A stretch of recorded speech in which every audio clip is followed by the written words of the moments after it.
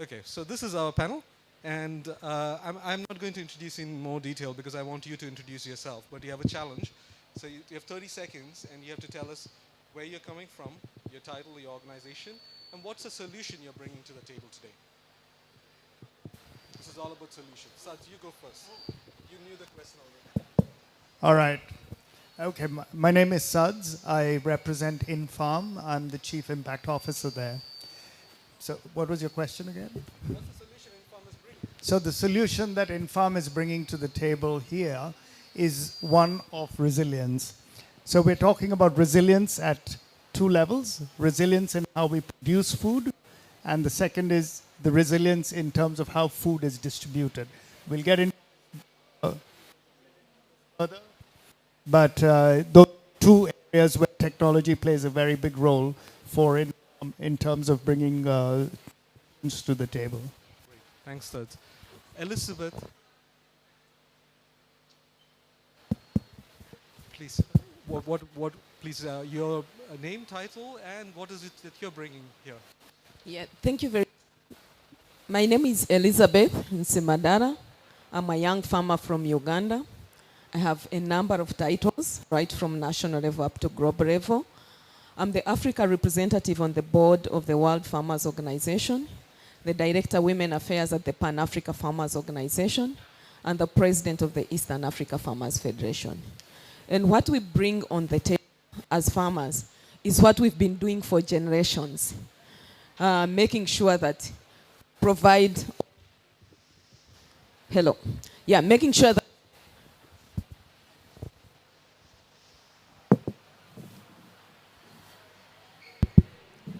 what we are bringing on the table is what we've been doing for generations, making sure that everyone has nutritious food on their table. And not only nutritious food, but producing it in a more resilient and sustainable way. Thank you. Yeah. And you're also an agripreneur.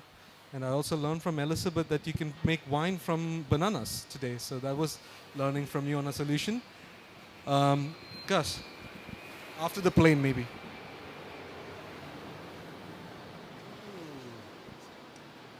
Thank you. I'm Gus Guadagnini from the Good Food Institute Brazil. I'm the managing director of GFI in Brazil. And our solution is about alternative protein.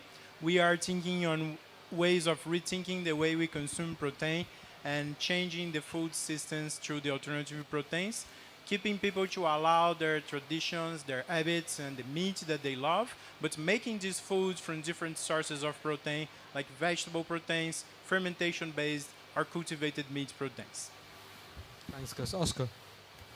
Thank you very much. So my name is Oscar Ekdahl. I'm from the World Food Program. I'm based in Cairo, where I head up the regional portfolio on resilience and climate. I'm actually here today also representing the Resilient Local Food Supply Chain Alliance, which came out of the 2021 Food Systems Summit. And that's a multi-partner, multi-stakeholder initiative. So I think, having both of those hats, when it comes to the alliance, on the one hand, I think what we're bringing is really multiple partners coming together with different capacities to address this in an integrative way, because we know that food systems is complex. It's not only the production, it's also how we transfer that food and on the consumption side.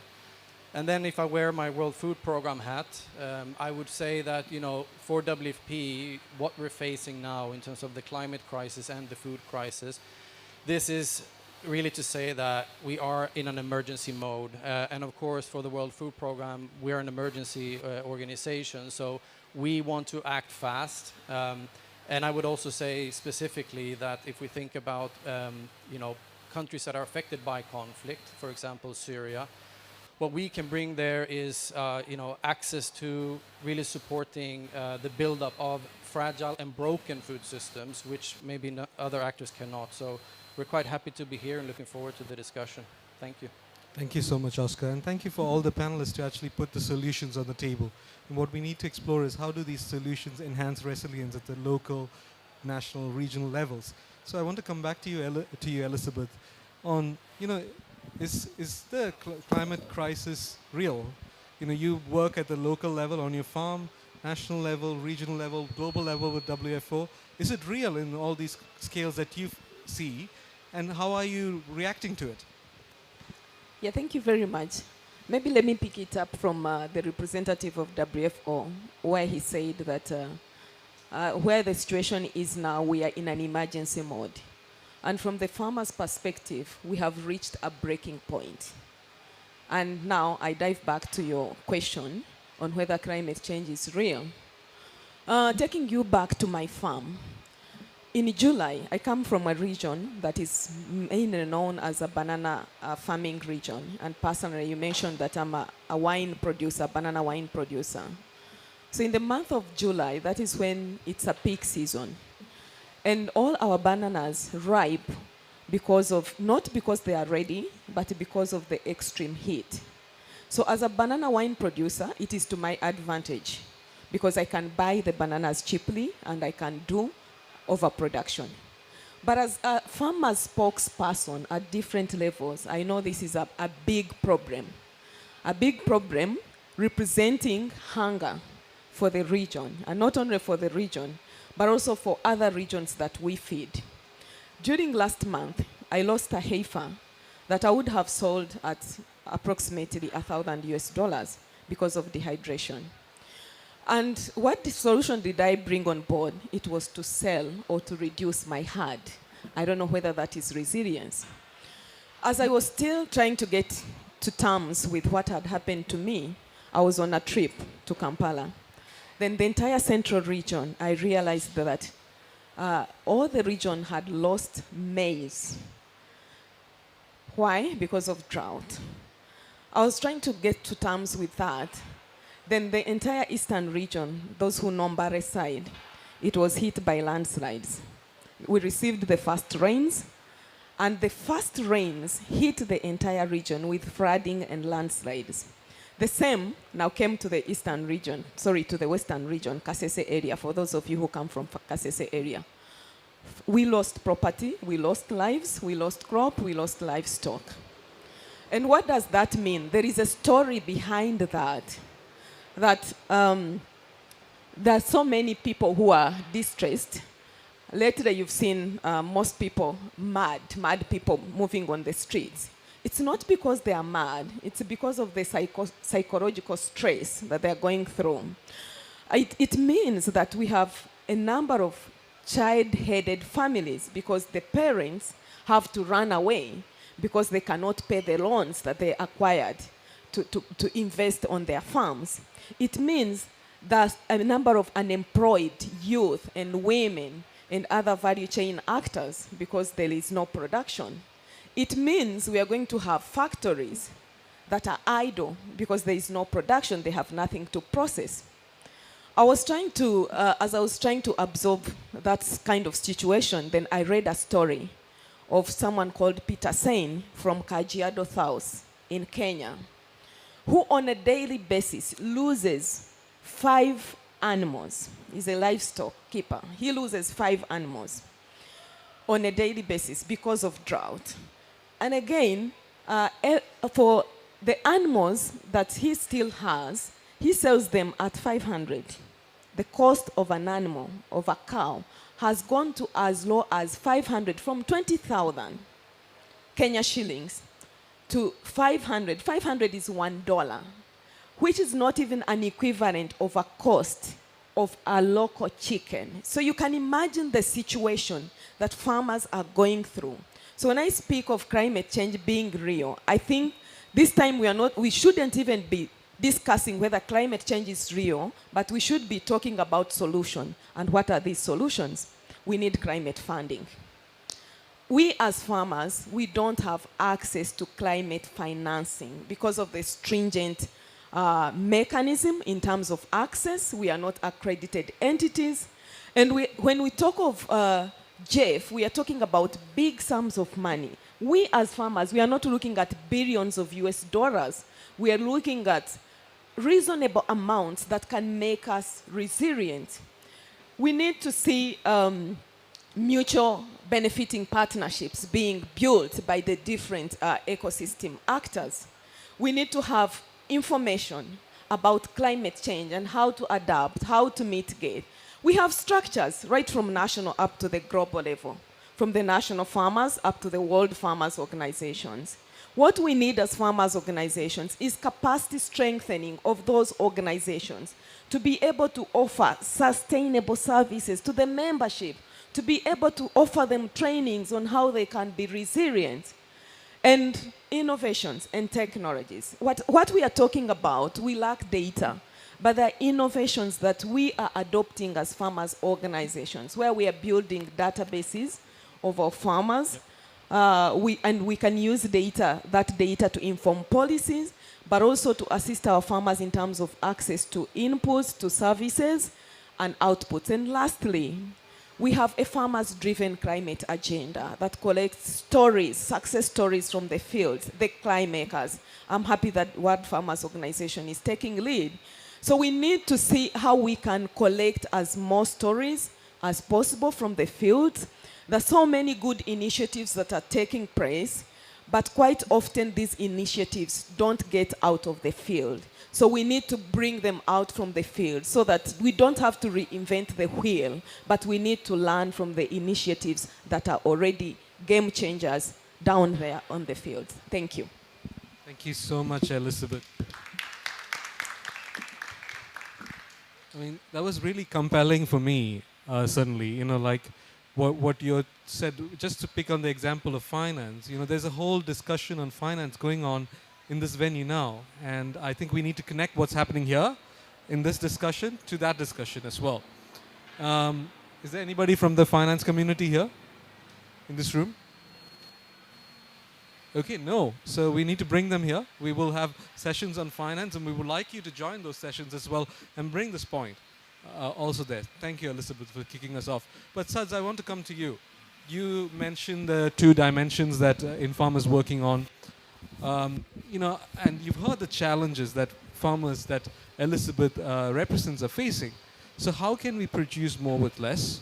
You know, how do we create resilient food systems? What are the solutions you can bring to help farmers like the ones Elizabeth's representing? Thank you for that. That's very educative and instructive on many levels. So I want to approach this from a different angle, from the angle of technology. And I want to introduce a couple of parallel things that people are familiar with before I talk a little bit more about vertical farming, is what our solution is. If you think about controlled environment agriculture or greenhouse agriculture, not many people realize that Spain and the Almerias in Spain became the food basket of Europe because of greenhouse agriculture. A lot of that research was done in the Netherlands, and there's 44,000 hectares of greenhouse cultivation in Spain, southern Spain, that provides a whole lot of the fruit and vegetable for Europe. That sometimes goes unnoticed. This was seen as an experiment 20 years ago. Definitely a reality. When you think about electric cars, there was a dream at some point in time. Today, there's no car company in the world that does not have an electric vehicle strategy. And you saw the EU ruling around electric vehicles replacing benzene and diesel by, is it 2040, I think. So when you come to vertical farming, it's really where these industries were 10, 20 years ago in terms of us creating controlled environment agriculture, which will look different in different places. It'll look different in Berlin, it'll look different in parts of Africa, it'll look different in India. And it's already doing that. It's being adopted and adapted in different ways. Essentially, you're not using soil, so you're actually preventing the pollution of soil. There's no runoff. So again, you save the sanctity of the soil. You use about 95% less water. Most of the places we know, we're talking about drought. We're talking about less water, even in Europe, in Central Europe today. You can save that water. There's no pesticides. So you're talking about basically how can you produce to up to 100 times the yield with about 90% less resource. And that is, in our book, a formula towards resilience of how can you grow it regardless of natural resource and regardless of climate shock. So can you ensure food security? And therefore, the kinds of food you can produce become important. And that's really what this trajectory is looking like. And then the second part of that is really about if you produce it close enough to where it's going to be eaten, you can actually reduce all of the emissions, all of the transportation, and all of the vulnerabilities in terms of getting it there. So both these aspects, Dhanush, play a very big role, and there are always going to be,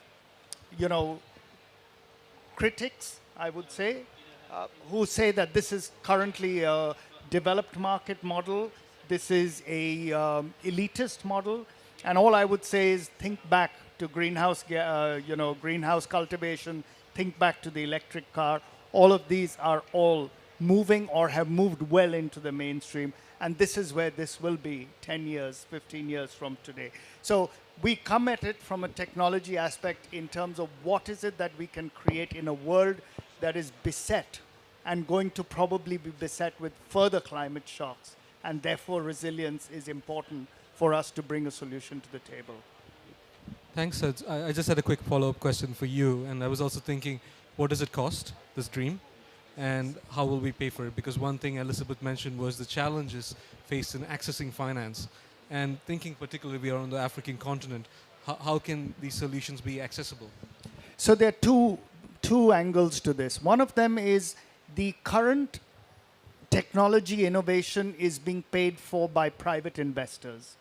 So that first level of investment is happening at a private level, but it's moving very rapidly, and we can say this with certainty, into a government discussion, because governments are looking for food security. You've seen governments thousands of miles away from a Russia and a Ukraine that are having food security issues, and they are suddenly talking to technology solution providers for providing food security as we move forward. So this dialogue is moving very quickly from what was a private investor investment banking game into a food security government financed operation. So you're going to have both aspects of it, because it's going to move from a technological marvel into a food security necessity.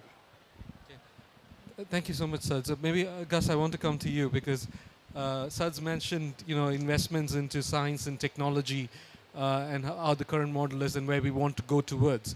And GFI is operating in other technological solutions. But what is your vision on science and investment, and where should it go? Yes, thank you. GFI works with this solution of alternative protein that I think it's very connected to the whole idea of the resources that are missing in the food system. Today, when we think about, yes, airplanes, they build the value under airplanes. So today, when we think about the food systems, we have more than 80% of our land producing less than 20% of the calories, because we are producing vegetables to feed animals and then eating these animals in a much inefficient rate. When you eat meat, for each 1 calorie that you take from meat, it's at least 10 calories that we're giving to the animal during its life. This means that we are wasting 9 out of 10 calories of the food system production. And when we start working with alternative protein, the idea is that people could just change their eating habits. They could go vegan, for instance, and this would change the entire food system, but they won't. We can't believe that the future of the food system is going to be to convince the 10 billion people that are going to be in the planet by 2050 to not eat what they want to eat and to drop their entire culture and the entire traditions that are regarding to food. So we need to start thinking how we can deliver the same foods that people want to eat, the same foods that people are already used to eat, and that's part of their traditions, but make these foods in a better way, make these foods in a more efficient way. And that's when we bring the solutions of alternative protein. I'll give one example on how this fits very well. Today in the morning, we had a representative from farmers in Canada, and she was telling a story about a controversy regarding one specific farmer that was about to bankrupt, and then he decided to cut the trees out of his property to expand his business. This is something that we see very often, the environmental destruction being caused by the expansion of the business so people can have better profits. And when we tell this story, it looks like this farmer will be a bad person. This farmer is destroying the world or something like this. But actually, it's a very different situation. These people are waking up every day at 5 a.m. to produce the food that we eat, and they are not being able to profit enough to feed their families. So we need to start thinking about how we can create different sources of revenue for these people. And think about this farmer in Canada. They have a business that was not being profitable, so they decided to destroy their natural resources and expand that business that doesn't give profits. What's the logic of this? So now in GFI, for instance, and connecting with the science and technology, we were able to raise a grant with funders in Europe and the United States to develop alternative protein based on the ingredients from the Amazon forest and the Cerrado biome in Brazil as well. So now we understand that the forests alive have more value than killing it to expand the cattle raising production. And we are developing different sources of protein, different sources of fiber, and different food additives that can be used by the alternative protein based on the ingredients from the Amazon forest. So maybe for these people in Canada, their solution to bring more revenues for their farms could be exactly in the forest that they cut, in the trees that they cut. This is one of the approaches that we are having now in GFI Brazil, trying to develop a food system that is much more resilient because we are not going to be dependable on just one ingredient. Today, Brazil is being destroyed to plant soy, and this soy is being used to feed the animals in China. And every time that we plant more soy, we have less people planting food. So the soy has a future market value. And this is a great incentive for people to stop planting beans, to stop planting food in general, and starting planting more soy to feed the animals in China. So we have less and less food available in Brazil, so we can have more and more area producing food for animals in China. This is an equation that is not going to close in a very short term. So our idea is to shift this food system. Let's just finish thinking about that farmer in Canada. They already have their animal production. They could have plant protein production in the same farm based on beans or something that is typical from that region, peas. And they could also keep the forest alive and exploit ingredients from these forests to produce more food from these ingredients. That's a more resilient system because they are not dependable on just one activity, and they are actually using the environmental protection to create different sources of revenue in these farms. So that's how we believe that we can connect the solutions of alternative protein with the small farmer productions in Brazil, but in a way that could be also replicated in different parts of the world. So Gus, a quick follow-up question. I was thinking, what's this value of the research investment that you mentioned, which was looking at the value of forest, but also the ingredients provided by forest? What was the research investment there? We received $200,000 from Climate and Land Use Alliance, then $200,000 in the second round of science from Good Energies, and now we are going to have $800,000 from JBS funds for the Amazon to use in the next 4 years. And this is research that is being done by universities in partnerships with the communities that produce this in the Amazon region. Like Elizabeth mentioned, the idea of connecting different entities of the food production chain. We already have the scientists that can develop this kind of alternative in Brazil, but they don't have access to funding. So it's more than developing ingredients in the United States to sell to Brazil. It's how we can fund the scientists in Brazil to partnership with the communities and create a system that makes sense for everyone that's involved in there. Yeah, but I think I just want to make one more point. Is you mentioned the investments, but considering the amount of money spent on research and development as a whole for agriculture, it's about $56 billion according to the World Bank. This is a very small sum of money. I don't know how much goes in total for alternative protein. Do you have a reflection? Quick one, because I want to go to Oscar. Yes, it's very small money. So one of our major claims now in COP is that governments have to invest much more if we want to develop technologies that will allow us to have a better food system in the future. Okay, thank you, Gus. So I think we've heard investment needs from different perspectives. But Oscar, what I wanted to hear from you is more like, how can these dots be connected at the local and global levels? Like, how do we bring these things together? I think that's what you're doing with the Alliance, and we'd like to hear more about the work that you're doing and your ideas on bringing these ideas together. Thank you very much. So that's the easiest question, I think. No, it's clear that there's not one solution here, and there's also not necessarily any easy wins. I think we need to work both on the short term and the longer term at the same time. And to just echo a little bit what Elizabeth was saying, this is really a crisis happening now. WFP, for example, we do many things. One of the things that we do is that in a crisis setting, we provide food assistance to families that need it. And in some countries, what we're facing now, for example, in Syria, we have food monitors that go out and control and see, who is eating the food, is the food getting to the right place? Our food monitors, they're coming back with stories that are heartbreaking. And this has been the case for some while now, but we're really, really reaching a breaking point. So I think, while I want to answer your question, I also want to make the point that we probably need to, embolden ourselves a little bit as we go out. This is the first day of COP, and we have mentioned that, food security is really high on the agenda for many reasons, including the Ukraine crisis now that is affecting, all of us, but of course the already vulnerable even more. And, some of the statistics that I think is important that we can use as ammunition is, for example, that 80% of the food produced is in sub-Saharan Africa and Asia is coming from smallholder farmers. It is a category that we need to care about. We also know that about 2 billion agricultural land is degraded. There is a big task to do there. And we also know, we spoke about finance, that about 4% of climate finance goes to agriculture, which is very, very limited. Especially if we take into consideration that agriculture can provide some of these win-wins.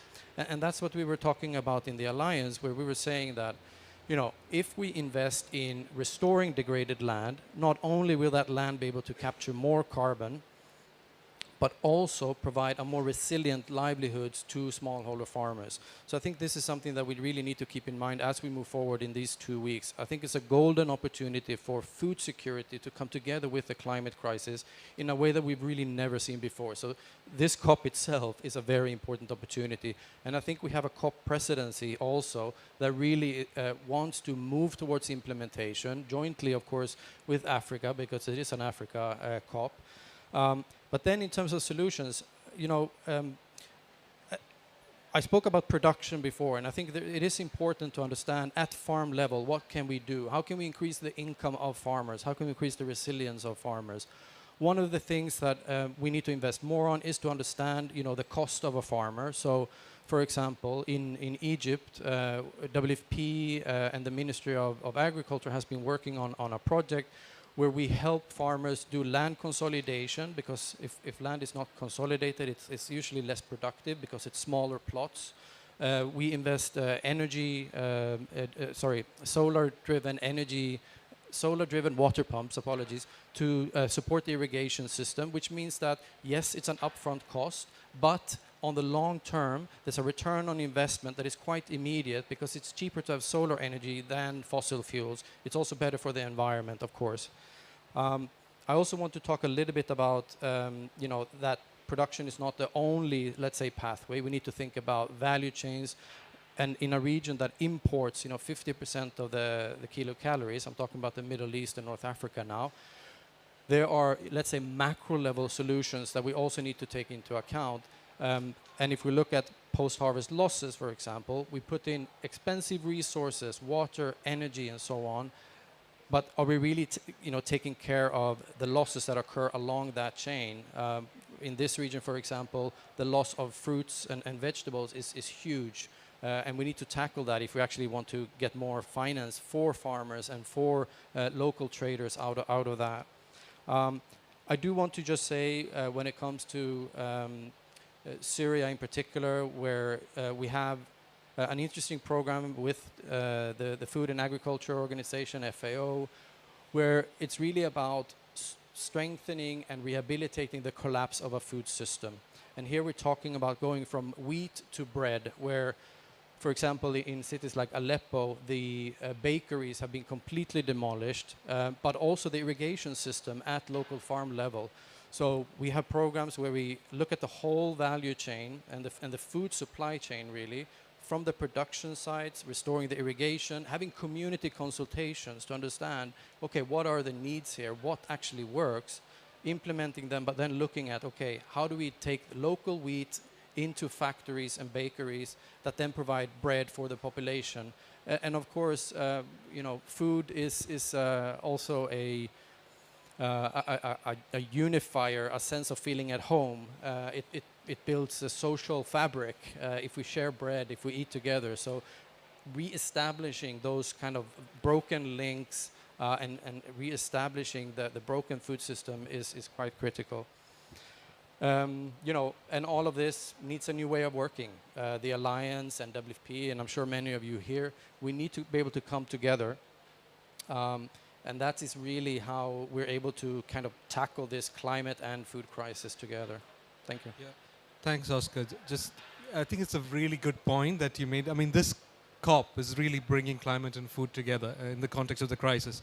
And tomorrow in the World Leaders Summit, heads of states will be discussing food security at a climate COP, and that's really important. And I also know that Mr. Beasley, the head of the World Food Program, he will be one of the four icebreakers in the session. So can we also bring some of these messages back to him so that this can be reflected in the head of state session? So our executive director will be part of the roundtable on food security with heads of state, and certainly this type of messages are part of his key talking points that we really want heads of state to think about as they enter the negotiations. And I think that's really good with this COP, that you have heads of state coming earlier to really give momentum to the negotiations, and we really have high hopes for that. So absolutely looking forward to making sure that we have those messages plugged in. Okay, so I'm going to set a small challenge to this panel. So we really want the messages, your messages, to be reflected in the heads of states panel, right? How can we do that? I think what we can do is to tweet about it, communicate. We have some very clever communicators here. How many of you are communicators?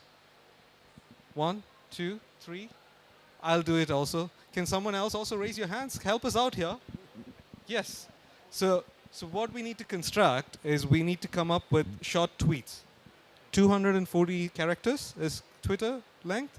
And so that we can actually tweet it. And we also have the team from Greenhouse here who's supporting the communications around this pavilion. So we would like to really capture these messages in bite-sized pieces which can inform the discussions tomorrow. So, Oscar, challenge to you. Your 240 character ask. I always talk too much. Let's go around and let me think a little bit about this one. Okay, Gus. Alternative proteins are one of the most important solutions for climate mitigation, and we need to invest at least $10 billion a year from governments all across the globe in order to develop these solutions the way they should be developed. Amazing. I think that's a really catchy message. $10 billion per year in alternative protein. That's the ask. What's your ask, Elizabeth? I think it's, if we are to have resilient food systems, we need to make sure that they are just, they are balanced, they are fair, and we really need to give true value for food. We need to give true value of food and create food systems which are just, resilient, and balanced. Perfect tweet. Sudh. So controlled environment agriculture and vertical farming are one such solution to food security. So invest in the technology for your own people. Yeah, invest in technologies around controlled environment agriculture and vertical farming. Oscar. Okay, so let's see. So the climate crisis is an emergency, and it's a food crisis. We need to bring the 4% that's invested in agriculture up to 20% investment. Finance is the key thing. Finance is the key thing. We need to bring 4% to 20%. Really good, nice tweet. So I would encourage everybody to use the hashtags here and tag the presidency as well, so that we can get these messages which are happening here into the discussions tomorrow. And we really need world leaders to be discussing what we're discussing here. So I wanted that exercise, but now I want to open up the floor for questions and comments. What do you think about what the panelists have said? Are there any critical comments, supportive comments, additions? How do we enhance resilience at multiple scales? That's the question. If not, I'm going to pick on you, Take. Yes. So Take is one of the most wonderful climate scientists working on agriculture. He works at the International Center for Maize and Wheat Improvement in Mexico. But we haven't had a science perspective here. But we've heard that the need for investing in technologies. What do you think? What needs to happen? I think I agree with the message that finance is the major thing. But what I also would like to suggest is that there are various ways to get those funding by repurposing the subsidy that a lot of governments are giving, for example, in unnecessary things and bringing to the focused area, or also, bringing those finance by means of, carbon market and sort of things that can be brought to the agricultural research for development, and also, mainstreaming the climate finance at a global level. Thank you. And in terms of science, there are a lot of things, a lot of things that are under development, a lot of things are being developed, but the key thing is that a lot of technologies are not being taken up by the farmers at the scale that are supposed to be taken off. That is, I think, misalignment with the policy, misalignments with the subsidies, for example, counterproductive subsidies that many governments are having, for example, and political agenda always linked with these kind of subsidies. For example, vote for the politicians is a major thing, and they cannot go beyond what farmers see as an immediate benefit. That is hindering the sustainability of the agricultural development. I don't know whether I made my point here in the political... It's a very, very clear and important point, which we haven't discussed enough about. Yes, coming to you, Elizabeth. Yes, what would you like to add? Yeah, I just wanted to make a comment on what he has just submitted, that most of the innovations and researches are not taken up by farmers. And I want to make it clear that it's because as farmers we are looked at as end users. We are not involved in the design. Most of these research institutions are working in silos. And so at the end, the uptake fails because we are not part and parcel of the process. So I think things need to change. As farmers, we need to be at the center of each innovation and each action that targets farmers. We need to be involved at every stage so that we are not looked at as beneficiaries, but as partners. Thank you. Thank you so much, Elizabeth. Are there more comments? I just want to collect a couple of comments from the floor, if it's possible. Is there any? Yes? Please introduce yourself. Just 2-3 comments. The first is what Elizabeth just said, inclusion is very important. Second, we needed to look to the technology that can allow farmers to produce more and reduce emission. The suggestion is to introduce the biotechnology. When we look to food science, food engineering, we have a technology that call it biotechnology. We need to use that so we can reduce emission and produce more. So the last one, the investment, you have to go to the farmers. And we have a WFO that work with us. Thank you. Thank you so much for that comment. So the investment going to farmers, the investments in technologies and inclusion in the process. So really biotechnology. Thank you.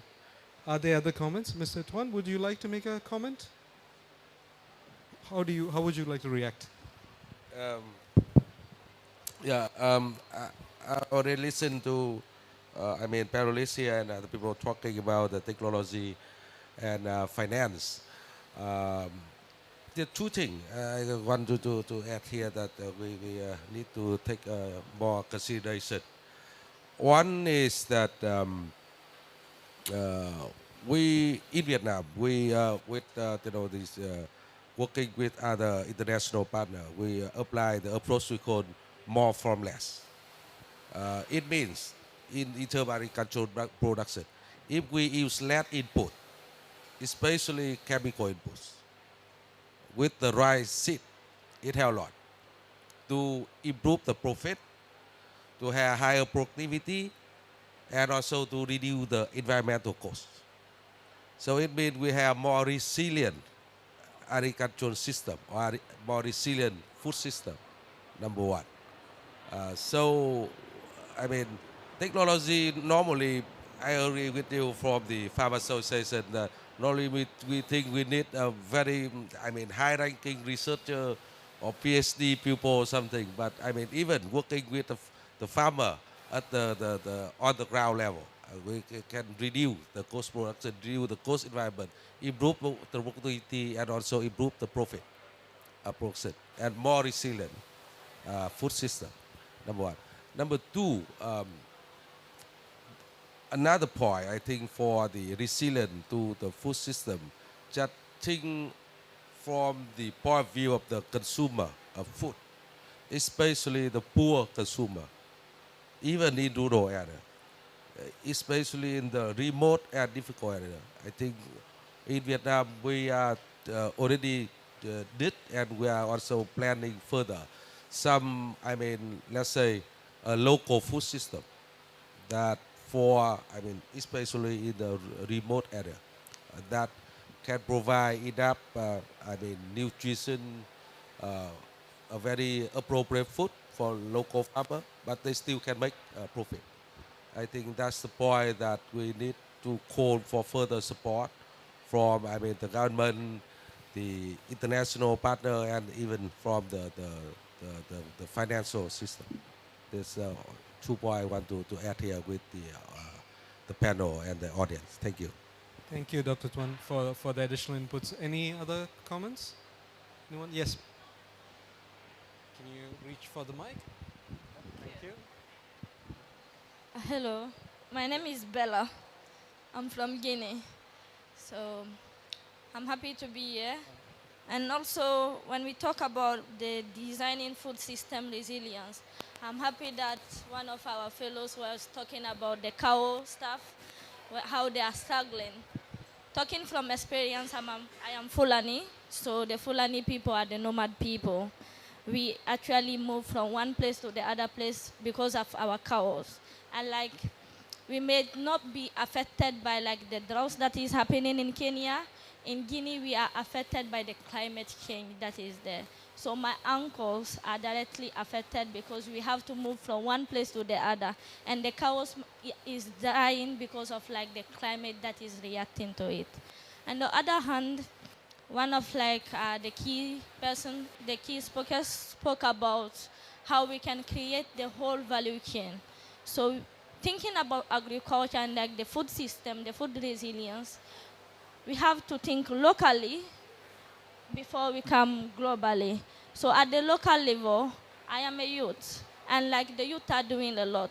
But the question is, these stories are not coming to the people who need to hear them. And they are often, youth are brought to the table, but not because they are point values, they have key point to they are brought there just to represent youth. Their voice do not matter. Recently, we had our convergence in Zambia, Lusaka.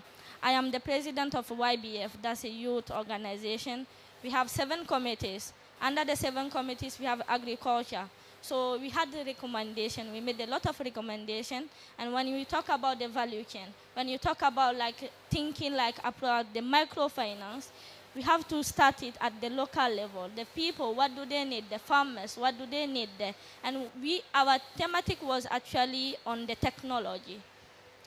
We cannot live without technology anymore. It is part of our life. but how do we adapt technology to actually bring a food system that is resilient, because we cannot change anymore how people are going to feed themselves. Thank you. Thank you so much, Bella, for those points. I also want to, yes, of course, a round of applause. Bella, I also wanted to flag to you that in this pavilion, there's a day dedicated to youth.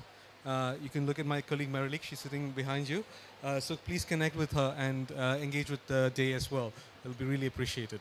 Okay, so I now want to go back to the panel. So we've heard some additional perspectives here as well. And I'd like you, 60 seconds. Now we've changed from Twitter to LinkedIn. Hopefully you're all on LinkedIn. So we can make a summary post from each one of you. What is your key take-home message?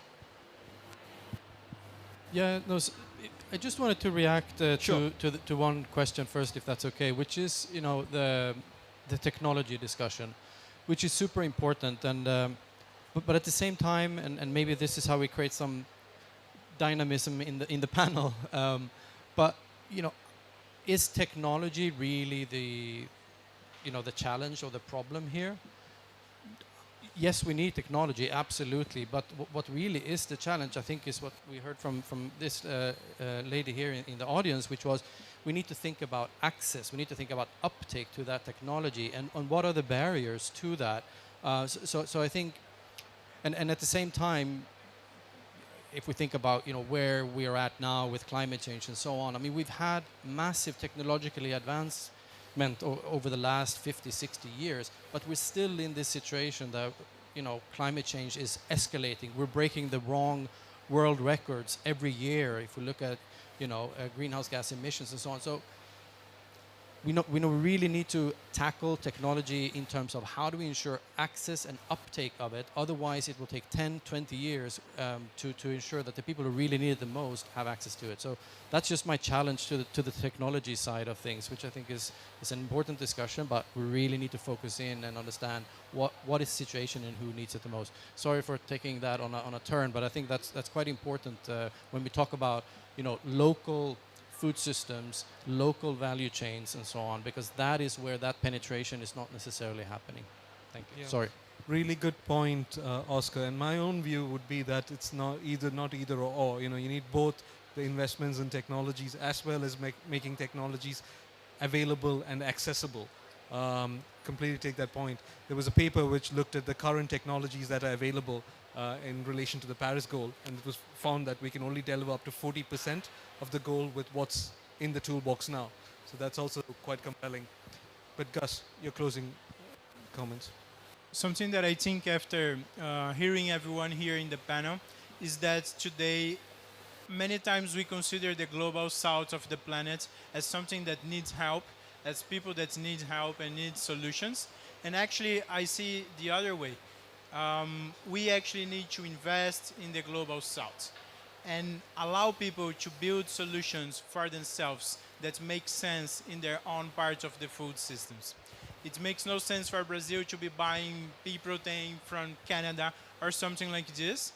And if we fund people in the right way, if we create the right partnerships between academia and the farmers and the government, we will be able to develop the solutions that we need for our country. If you give Brazilians enough resources, we will be able to protect the Amazon forest in a way that will be sustainable to produce food for the entire world. So that's my reflection today. We need to empower the global south and share resources and not only think as a charity case that needs the donation from the richer countries. Great point, Gus. I'll come to you, ma'am. Let me just complete this round. I'll come to you. Elizabeth. Yeah, what I pick from this session and the entire conference is that climate change is a global war, a war that has no borders, a war that is going to affect each one of us and that is going to impact each one of us. And by impacting each one of us means that we shall reach a point where we don't have food because of climate change. So we need investments in the agriculture sector. And we need to move these actions from the global level to the national level. I'm happy that we have state representatives in the audience, and we heard from them at the beginning of the session. But action happens at national level. We can talk and talk and talk, But as long as the national governments don't get converted, and as long as the national actors don't get converted, nothing will happen. It is where the rubber meets the road.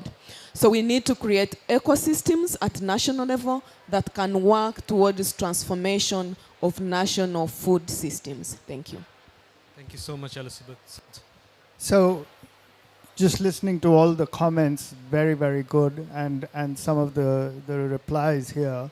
I think for me, it is that while we use technology, access, inclusion, which are all essential and critical to build resilience into a system that is challenged by climate and other shocks, you have to do that. Don't get me wrong, you have to do that. But at the same time, you have to invest in new technologies that are resilient, that are born resilient, not imposed resilience. How do you create it from scratch with resilience and sustainability built in? And I think the two of them are parallel tracks, and we will regret it if we don't parallel track them. Great points. I know there's one pressing last point. 30 seconds. We're about to close. Yes. 30 seconds, okay? 3 things. First, I want to support what Elizabeth just said. It's Sure. very important. Yeah. We civil society, we farmers, we forgot to match with the government. I have been advocating to the government in different issues for farmers. But one day I received a call, please write something about the cooperative. Now we wanted to put in the policy, but it took years. Mhm. Second, we always talk about the sustainable agriculture, but the sustainable, it communicates with the food sovereignty. It communicates with the agroecology, with also I forgot about the other thing. Yeah. But what I'm saying is, if we want sustainability, we need to work with the food security, because Good the point. solution are in the field. Yep. And the farmer have to be involved in Yep. discussion Yep. to know how to produce. We have to think also the last one about how we move for the modality of a production, how we produce better in order to. So we have like 1 minute left. Sorry. So we can talk after. 30 seconds for you. Sorry, it says we have 1 minute. Hello. Yeah, really short. Yeah. Hi, I'm Gerardo from Chile. Just 2 things, because it's the first day, so you can keep, like, maybe to keep in count. The first one is about the justice in the chain. I mean, I'm from a family of winery, like small winery in Chile, and the technology about the big wineries and the small wineries is a really big difference. So maybe keep in mind that, and as well the food waste. Okay. I think food waste is really important, and it has to be in the conversation. Yep. Like most of the food it's waste, so keep in mind and talk about it. It's a really good point, Gerardo. So thanks for sharing that, and we'll come back. We're at time. We are at time. I don't think we're at time. So, what's the question? So someone got interested about the real price of food, and Yeah. they're wondering what it is and if it's worth promoting. So maybe you can talk quickly about the real price of food and where they can find out more about it, because we have another session about this. Yeah, so I think we're going to conclude, but let me just, for that question, we will have another session on the true price of food. And I encourage you to look at the Pavilion program, and you'll find the session, or drop us a tweet or something, and we'll respond to you with a session. And please join that, and we will discuss that. And we will also discuss food loss and waste. So certainly this is starting, and that's certainly a part of the conversation. And thank you also for your comments. So I've actually run out of time. I'm supposed to summarize, but just very quickly, 1 minute summary from me. So I was just looking at this title of the session, and in the light of what we've heard today, how would we write it again? You know, so for me, it's designing will change to redesigning, because there are new solutions we need to think about, because currently there are limitations in the system. Also co-designing, because these solutions need to be co-designed with farmers in an inclusive manner. And those, when we redesign and co-design, there will be a suite of different solutions that's out there, from improved crops to control environment, agriculture to alternative protein, reducing food loss and waste, biotechnology. So a number of options need to be brought together. There's no one tool that solves all the problem. And at a food system level, so it's not just at the production, it's at different aspects of the food system. And the supply chain dimension was also mentioned by someone. So at that level, so we will be redesigning and co-designing our food systems with a whole suite of solutions to enhance resilience, that's the core here, in a warming world for global security. And I think that global security, Oscar's point, captures both food and climate security.